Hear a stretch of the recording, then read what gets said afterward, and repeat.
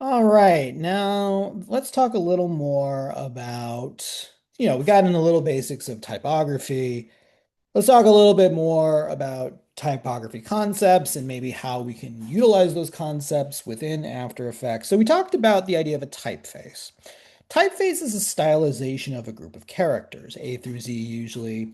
Depending on the language, there might be more characters than your typical A through Z. Um, Here you can see the different, I use the same phrase, the quick fox jumped over the lazy dog. I use that because it uses every letter in the English language. And you can see by changing the typeface, it changes the way we interpret things. You know what I mean? Like, even though these are all the same in terms of their content, they feel a little bit different. And that's really what helps with the design process. Next is the idea of a typeface family. Okay. A typeface family is when you have typefaces that are similar um, to each other, but not different, but not the same, but not different enough that they be considered a completely new typeface. So what I mean by that is Times New Roman and then Times New Roman italic are not the same, right? They don't look exactly the same. This one's slightly, tilted to the skewed a little bit to the right. But, even though they're different, we wouldn't say that they're like dramatically different. They're not drastically different. You know what I mean? So we would say, okay, well, Times New Roman and Times New Roman italic, they're part of the Times New Roman family. Okay. In the same way, you have relatives like, family members, brothers, sisters, possibly, where it's like you share physical traits with them, right? My sister and I share some physical traits with each other even though we're different people and we don't look exactly the same. Same thing going on here, where it's like, okay, regular italic, which italic comes from the term Italy, because the Romans used to tilt their text. Bold, bold italic. So it's like, they're different, not different enough that I would say, that they're completely new typefaces, but enough that they're different. Um, there's hundreds, if not thousands, of typefaces in the world. That means we have to find ways of categorizing them. Okay.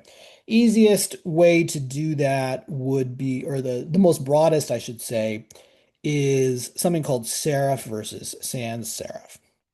So a serif typeface is a typeface that has adornments. So here you can see that on the lowercase r, there's these little feet, as we would call them.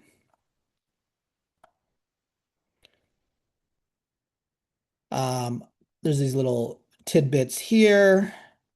Um, you can, a lot of times they're in other areas. So these adornments are called serifs, okay? Where they actually derive from is when people used to use quill and ink. Now, when I talk about quill and ink, I don't mean like a ballpoint pen. I mean like literally like, one of these old school like feathers in a bottle of ink type situation. So what would happen is if you've ever used an actual quill and ink, like a real one, not like a ballpoint pen, when you dip the when you dip the quill into the ink keeps flowing. And so people didn't want their lettering to look bad and splotchy, so they had to find ways of getting rid of the excess ink that there was. And so that's actually where these derive from. They just add like these little adornments to them. So typefaces that are serif typically have a very traditional feel to them because that's where it comes from. It's literally derived from when people would use quill and ink. Okay. The sans serif is the other major type of typography or typefaces. Sans is French for without, meaning without serifs. Okay. So a sans serif typeface has no serifs being applied to it. So you can see here how there's no serifs like there are here. Not that it's required, but typically serif typefaces have a big difference in weight of the line. You can see here how the line is much thicker and then it gets, or sorry, thinner and then it gets thicker and then it gets thinner and then it gets thicker, right? Whereas here it's a little more uniform. The reason why this is that sans serifs came about during the printing press age where people were literally carving the letters as opposed to drawing them by hand. And so it was much easier to measure stuff out. We didn't have to have those serifs because there was no ink to get rid of, like there was with aquilining. And you could just measure everything out. So everything could have a nice kind of, geometric line, same thickness. And so, not that it's required, but sans serifs typically have a more uniform thickness in their lines. So examples of a serif would be like, I always kind of point to Times New Roman as being kind of the quintessential, serif typeface where it's like all these little adornments here on all the lettering. Big differences between thin and thick. So thin, thick, thin, thick, thick, thin, thick, thin kind of situation. Same thing here where it's like thick, thin, adornments here. Even Courier, which doesn't seem like it's a serif because it's more rounded and it feels a little more modern. It still counts, even though if they're rounded edges, it still counts as a serif. So these, even though these are all serifs that are being applied to the lettering. Over on the sans serifs, I always kind of point to Helvetica as being kind of the quintessential sans serifs for me.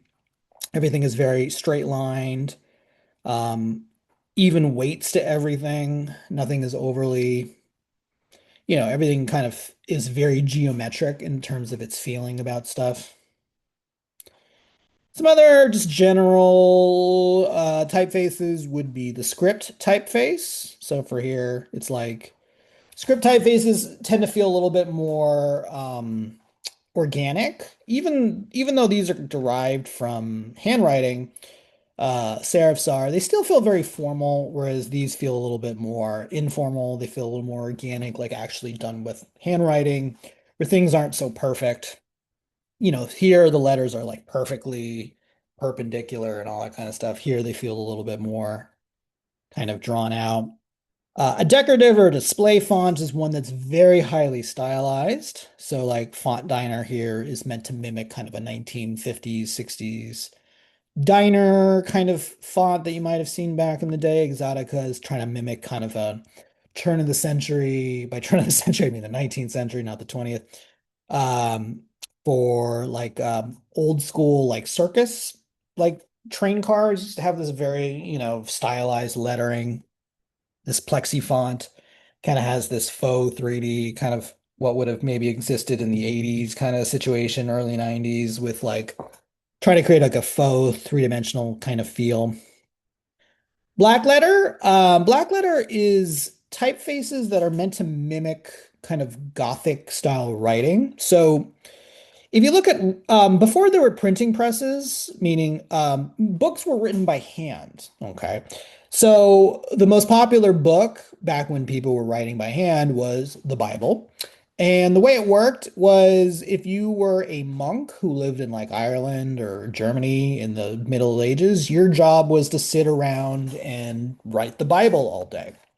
So these are examples of the Bible being written out. It's being written out in Latin. And you can kind of see how the lettering is very thick and kind of very pointed. This is an example of of a monk written Gothic Bible here. And then see how these kind of mimic that with like very linear lines, very kind of lots of kind of curly cues and all that good stuff.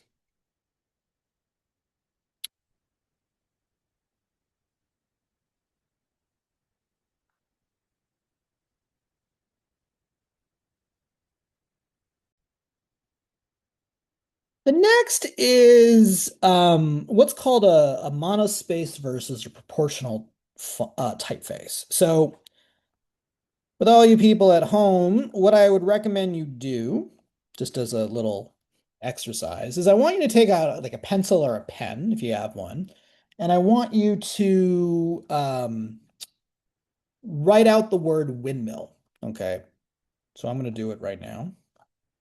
Windmill.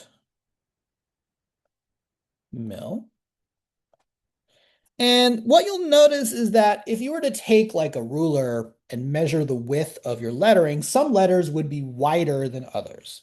So you can kind of see how this is much wider than this, lowercase. It's not a lowercase, but even if it was, this uppercase W is wider than lowercase I or L, right? You can kind of see that. Or in the same vein, like this lowercase m is wider than these other letters. And that's where the concept of like proportional, meaning that every letter doesn't have exactly the same width. A monospaced font, like say Courier or Monaco. So for instance, I'm going to type out, let's literally do this out. This is a test, and I'm going to set this up in Courier, which is a monospaced font, or Courier New.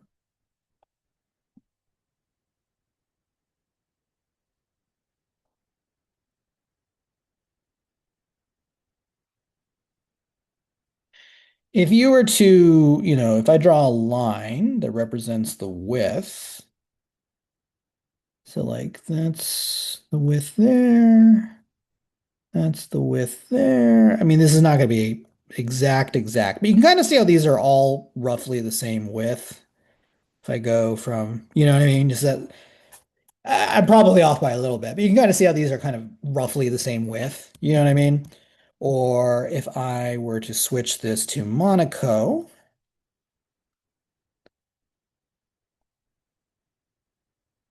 once again,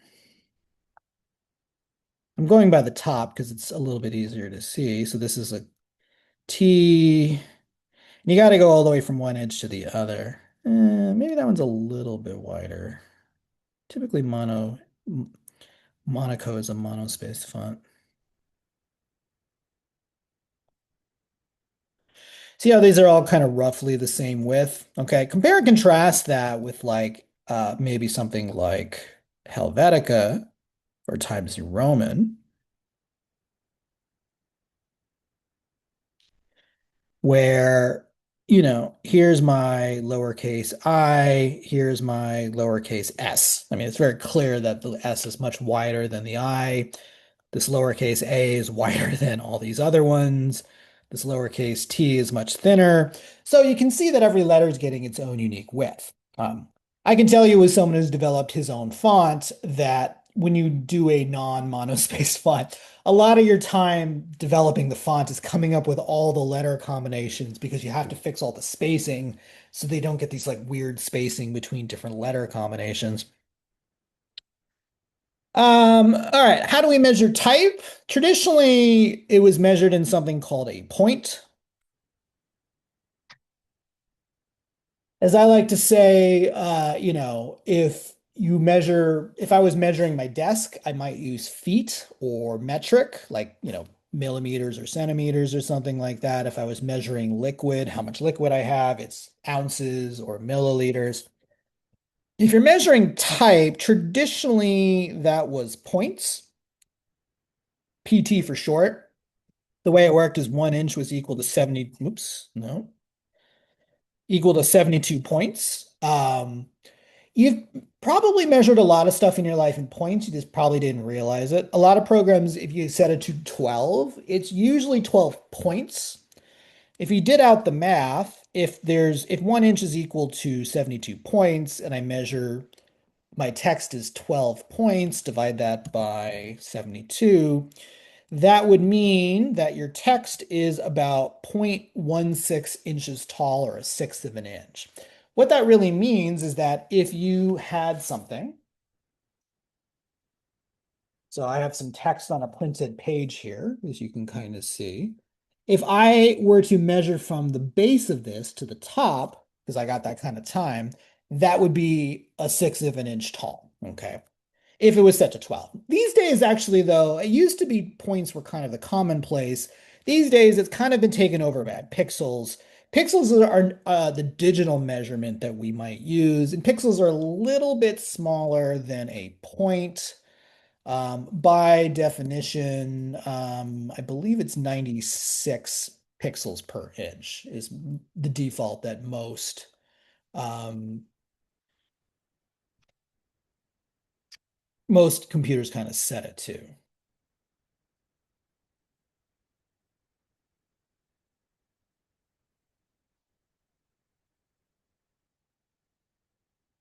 Yeah, most use about 96. All right. When we measure text, text has this something called a baseline. A baseline is this imaginary line that your text sits upon. I call it like the invisible shelf. So for instance, here it's like you might notice that all of the text on this web page kind of exists on this invisible shelf here. The distance, when we measure type, we measure from the baseline to what's called the cap height. The cap height is the height of a capital letter. And that's really what your measurement is when we talk about size. So like this is your baseline. This would be the font size, how tall the text is at its tallest point.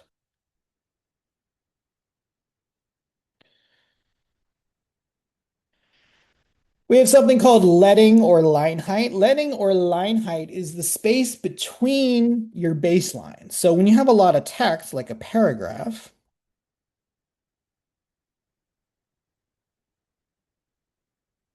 I have baselines here. The space between my lines, which I'm going to measure in blue, that is your leading, also known as line height. It's called leading because back in the day when this was literally a physical printing press, like you ever seen those, you might have seen this like a history museum.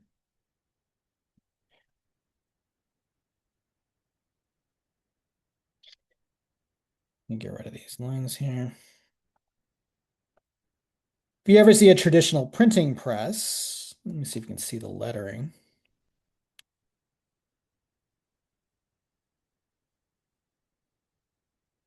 Uh,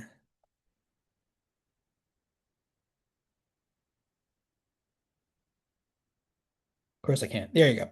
The space between your lines, like the literal line. Yeah, here you go. So the space between the lines of text, that was actually made with pieces of lead, hence the term leading. We have horizontal. So leading typically is vertical, because it's space. Not all languages is the baseline vertical, but in languages that read top down, like English or Spanish, or French, German, whatever, that's read top down. Some languages might read backwards, so in which case the leading would be a little different. But leading is typically the vertical spacing. We also have horizontal spacing of our text, which we measure, or we use the term tracking and we use the term kerning. They're similar to each other, but a little different. Tracking is the space between, at least if we're talking about a language that reads left to right or right to left, is the horizontal space between a group of characters. Okay. Um, so what I mean by that is if I take the phrase hello, goodbye, if I in there's sort of a default spacing between all of my characters, H to the E, E to the L to the L to the O, all the way down. Okay. To increase that tracking means I'm putting more space between those characters. You can also decrease the space or contract it as well if you want to. The other option is kerning. Kerning is the horizontal space between two characters, sometimes referred to as a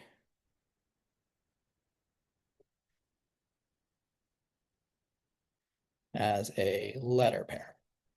Okay.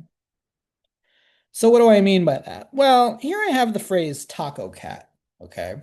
And I don't necessarily want to increase all of the spacing between my letters, just between maybe these two characters. 'Cause for some reason, I feel like, these are there's a little bit too much space here due to the way that they're positioned, and maybe I just want to bring them a little closer. But just this part. And so here you can see how the spacing is much less, right? But it's only in this one area. It's not affecting anything else. Then over here, I'm affecting these two characters with its own spacing. And so that can even be a different amount of space than this one literally next to it. So it gives you a little bit more, what's the word? It gives you a little bit more control over horizontal spacing and lettering.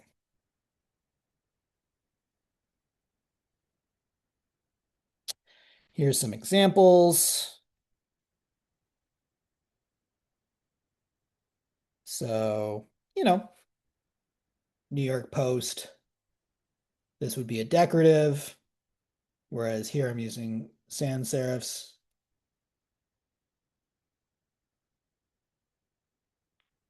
Black letter, combination of serifs and sans serifs. So you can have combinations of serifs and sans serifs in the same project. That's totally allowed. All right, let's see how some of this could be applied in Adobe After Effects. So let's say I want to create text. I'm going to click on the text tool. Okay, make sure it's set to horizontal type. If I click, this allows me to type. When you type, you're going to create a special layer called a text layer. This and oops, where's my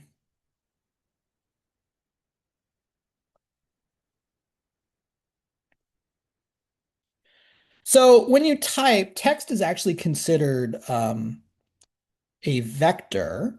And so actually, just like how vectors at the beginning of today's session had stroke and fill, your text also has a fill color. It's actually, mine's being set to white, which I really don't want. So I'm going to click and actually set this to black. And then now I'm just going to type something. Hello world. One thing I want you to notice is that your text does not defaultly wrap like it would maybe in Microsoft Word or, TextEdit or whatever you use. So if you want your text to go to the next line, you'd either have to do a hard return, meaning hit return or enter on your keyboard, or another way you could solve this problem, grab your text tool, click and drag. What this will do is form a bounding box. This bounding box is like the area that you're allowed to type.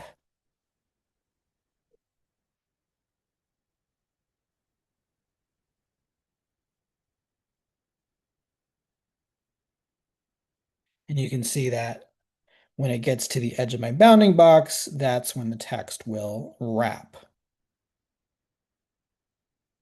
If I click on this, double click, I get the bounding box back and I can either extend the box or make it bigger or smaller. Okay.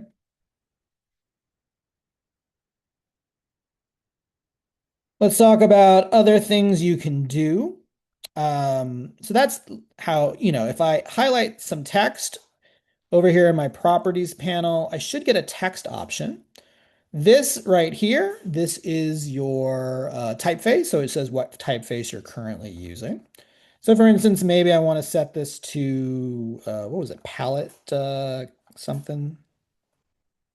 Look at that naming I got. Where was it? What was it called? Palette, let's use Sand Creek. So it might be alphabetical. If it's not, sometimes they put them in weird orders if it doesn't come alphabetical. There it is, Sand Creek. Okay. So there's the typeface. I'm gonna zoom in here just so you can see this a little better. Over here, you can, so this particular one, this is where your typeface family is. Sand Creek doesn't have that. But let's say I was using maybe Helvetica.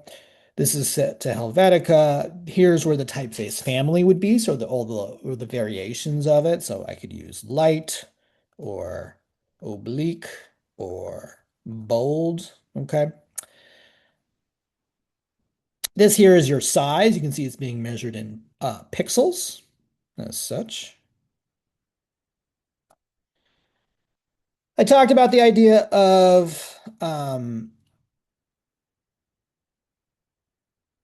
I'm going to highlight this text.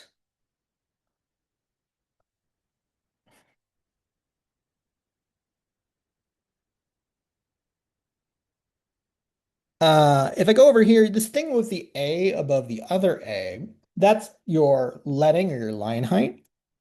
I could increase that or decrease that. Okay. You don't want your leading too when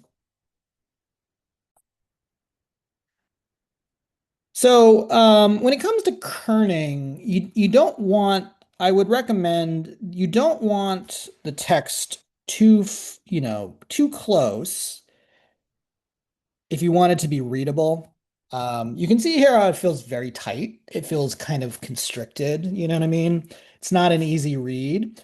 At the same time, though, you also don't want it too big. If you have it like this, it makes it actually harder for people to read. Okay. The reason why is our brains are actually set up to group things automatically. And the farther they are literally from each other, the harder it is for our brain to group things together. So you got to kind of find the sweet spot of like not too constricted, but not too far from each other when it comes to leading or line height. Something like this might be good. You can test it with people, let people read it, see how easy or difficult it was for them to read it. Let's talk about kerning. So if you highlight your whole text, I have two settings here. There's a VA with an arrow that goes to the left, and there's a VA with a double-ended arrow. The double-ended arrow is your tracking. If I increase that, you can see how the letters are getting farther from each other. And if I decrease them, you can see how they're becoming more constricted to each other. The last thing we'll talk about kerning.